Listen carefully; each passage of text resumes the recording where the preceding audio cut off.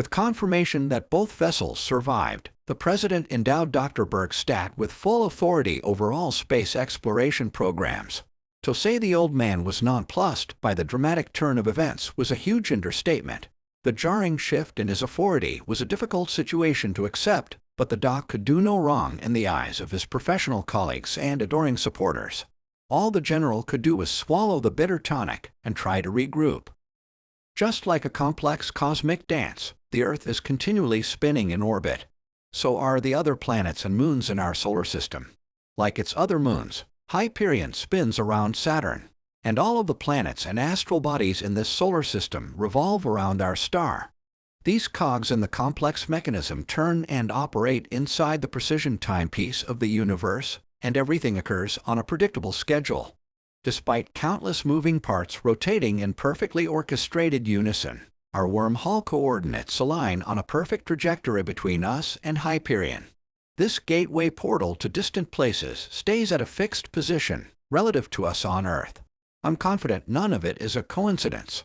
There's just too much organization. He paused and looked around to confirm the audience followed his lecture before delving deeper. We are but one of billions of solar systems spinning around each other like synchronized toy tops. It's my theory that every star system has its own wormhole. At precise intervals yet to be identified, these shortcut passages between distant worlds line up perfectly to facilitate even greater jumps between different galaxies. AJ interrupted to offer an analogy and clarify what Nicholas was explaining. Would this be akin to witnessing a square dance from a high vantage point, where clustered dancing partners periodically spin closer to the others, who were previously on the other side of the dance floor? Well, that's a clever, clear way to express this concept, AJ.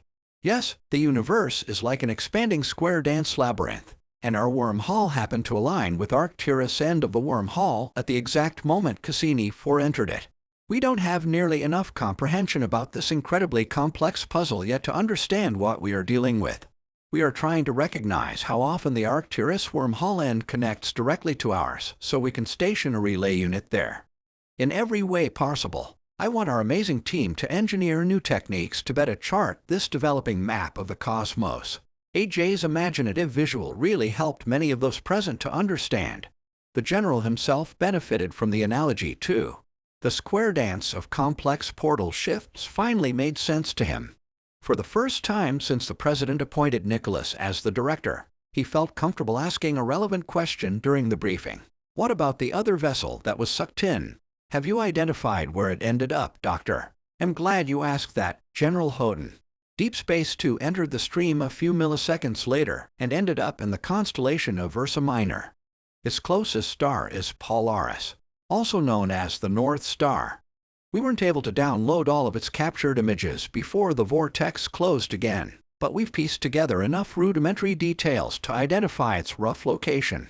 If we can get stationary relays in place for both units, which have made the jump to other star systems, we can chart their continued exploration and progress. Otherwise, they really are lost to us. Dr. Bergstadt looked at the general and nodded in acknowledgement. He appreciated the helpful participation. It was subtle progress from a previously bitter political enemy. With Nicholas' presidentially backed program kicking into high gear, there were dozens of relay probes and deep explorers assembled and launched in record time. Unlike earlier missions, these modern spacecraft contained the very best technology had to offer. It was hoped these welcome additions would yield exciting details about the universe in relatively short order. However, even with the developing network of rapid shortcuts to other star systems being identified, it would still take years to get them in place. There were numerous mistakes and misunderstandings made along the way. The tax-paying public balked at times over footing the bill for his ambitious ideas. It was hard for them to see the benefit in exploring deep space out there when our own world at home still had serious problems. New leaders were eventually elected who didn't share Nicholas' excitement or endless enthusiasm for mapping outer space. Fortunately for progress and science, the Bergstadt Institute for Space Exploration became an internationally funded organization. Its official governance came from an insulated conglomerate of different partner nations. Overcrowding, pollution, dwindling resources, and political discontent were global phenomena.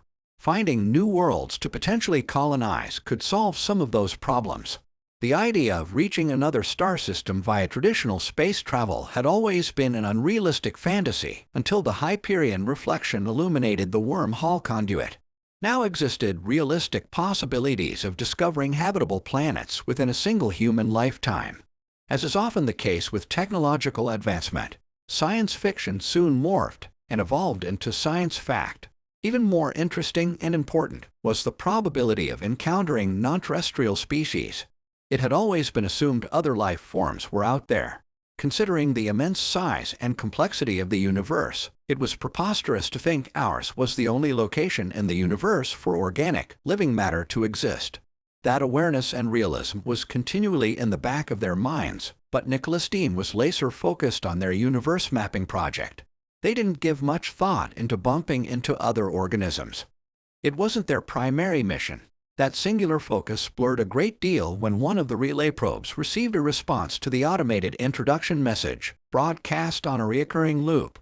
This transmission of unknown origin was received by our new spacecraft unit, mapping the nearby Alpha Centauri system.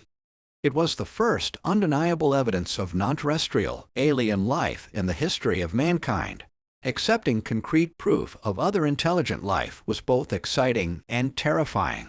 We fully expected to verify such things at some future juncture, but previously treated the idea as a theoretical construct. It occupied the vague, hazy future of ambition.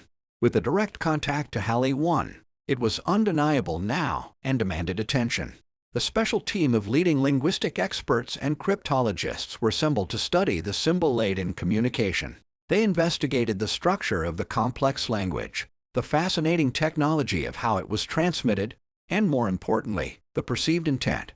It was merely a coincidence that the contact came from a nearby star. Like one of those rare occasions where you catch every green light driving in traffic, we had exploratory probes spread out between dozens of wormholes and examining solar systems on the other side of the cosmos. These amazing opportunities were only possible because of the square dance effect. Of all the places first contact could have occurred, it just happened to come from our next-door neighbor in the Centaurus constellation. Of paramount importance was that the research team fully understood the intent and context of the alien transmission before responding. It was entirely possible our probe was seen as a threat or trespassing from a territorial perspective. A correct balance had to be struck between friendly and formidable. As soon as politicians got involved in the decision-making process, however, things grew more complicated. The evolving situation ballooned into an ugly question of distrustful diplomacy, all for alien entities completely unknown prior to the Proxima Centauri message.